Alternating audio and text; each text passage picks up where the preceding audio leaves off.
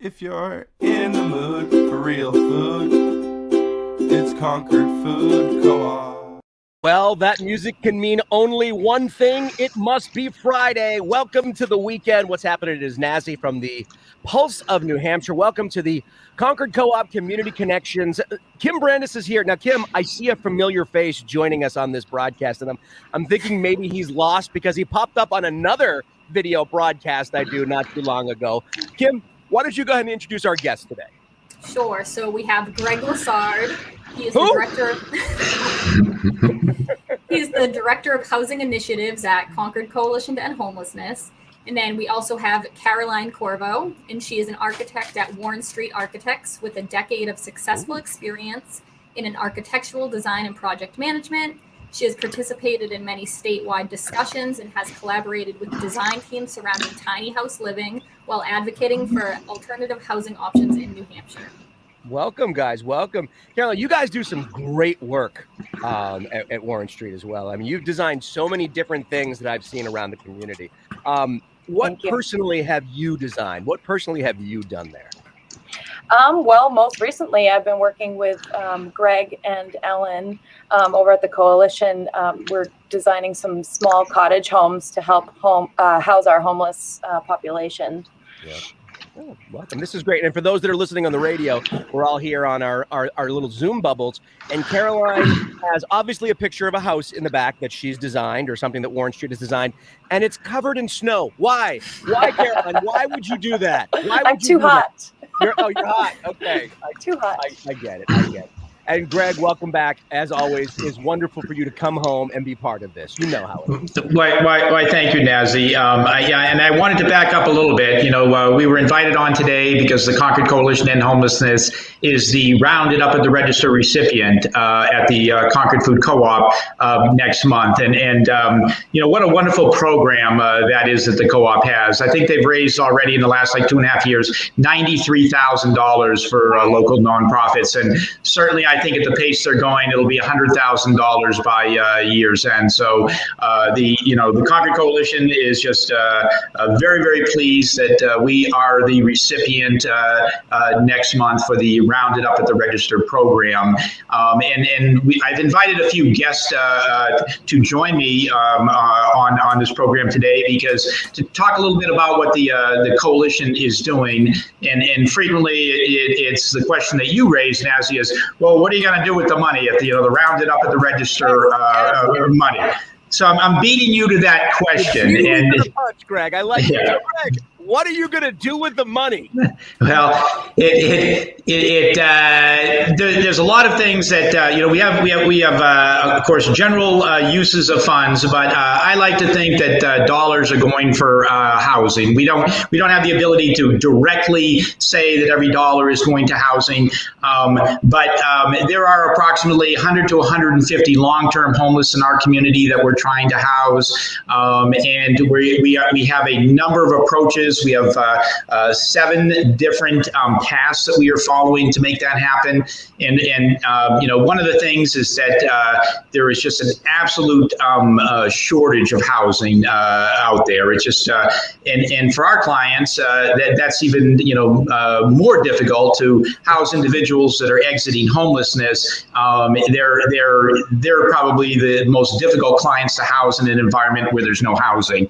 And so we were working with the Concord Coalition to End Homelessness started a task force to get some, great minds from the community to partner with us. And Carolyn is one of those great minds. And so one of the things that we're working on is small cottage homes. And I had known that Carolyn had built her own small home, and she was invited to join a subcommittee where we were building, trying to create a cottage home pocket community, 6 small little cottage homes that would then and we would put on a small parcel of land. So Carolyn came up with she's been working on it for quite some time, but has just completed the concept draft. And Carolyn, if you could talk a little bit about your draft and those that are listening can't see it, but yes, she created her own little small home, so she has lived experience. And I'd like you to chat a little bit about the what went into the design that you had.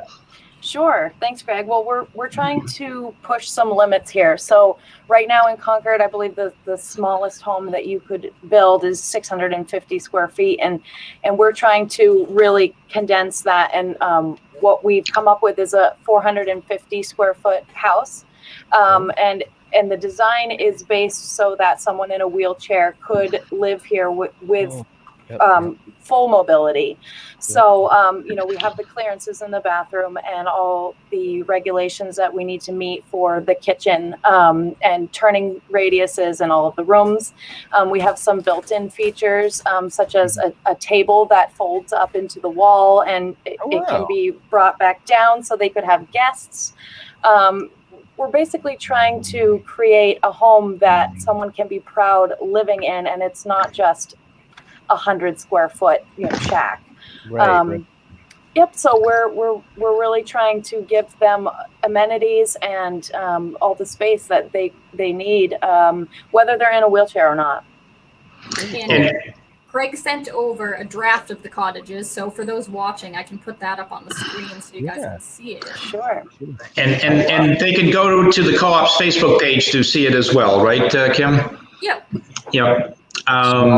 Community. Wow. Yeah, and so it doesn't, it's obviously a small little cottage, and it's just very, very attractive looking. I would certainly live in that. And the way Carolyn designed it is it has plenty of space inside to move around, and basically has all that you need. What we're doing, Nazi, is we're having it prefabricated so that it will be made in off-site and then brought to the location, and that basically saves time, money, and especially in this environment too. It's so hard to get the trades that this is a way to kind of control it and have it built. So right now, Carolyn's design is out to 2 manufacturers to price it. So it hasn't been built yet. So right now we're still shopping around for someone to manufacture and ship it in. Wow, what a great idea. And you will save money. You will save on cost if you do have it prefabricated and then just kind of brought in and put together. You'll save a lot of money. What a great idea. What a great idea. And the hardest thing is the availability of land. Now, it's probably half an acre that 6 of these units would be on. But if any listeners know of land in the Concord area, that's the closer it is to the downtown area, the better. The closer it is to water and sewer and electric, the better, to save costs. But if anyone is aware of property, that is the biggest problem we're having. We've been looking for property for 2.5 years, and it's just everybody's looking for property. All the developers are looking for property, and it's just very, very hard to come by. Go ahead, Kim. I know you had a question. So, Greg, I know the coalition follows a housing first model. Can you just talk a little bit about what that means?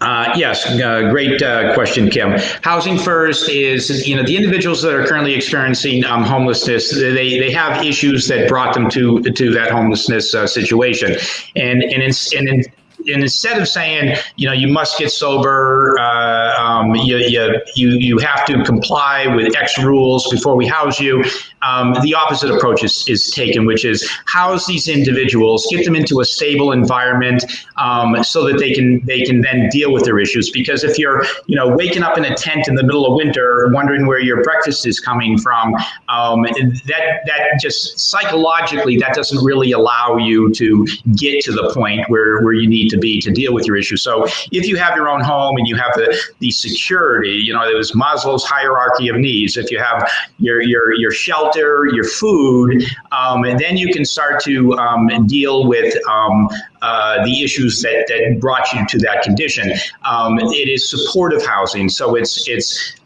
when the coalition is finding homes for these individuals, they are provided with a caseworker that works with them to get them whatever they need to get back on track. That is very cool.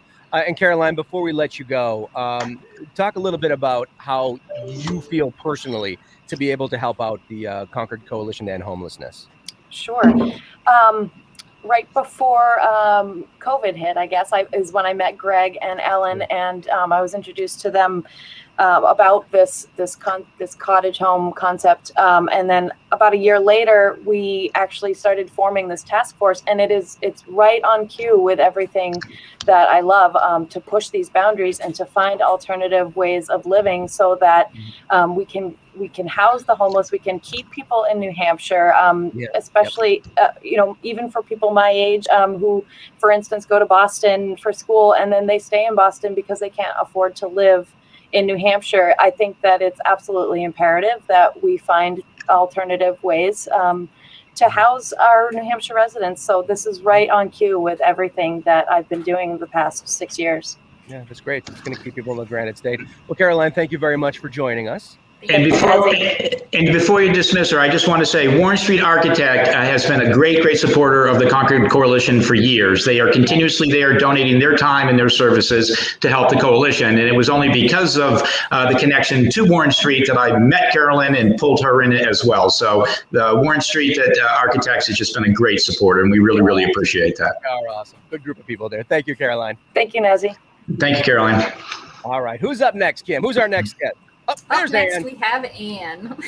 Hi.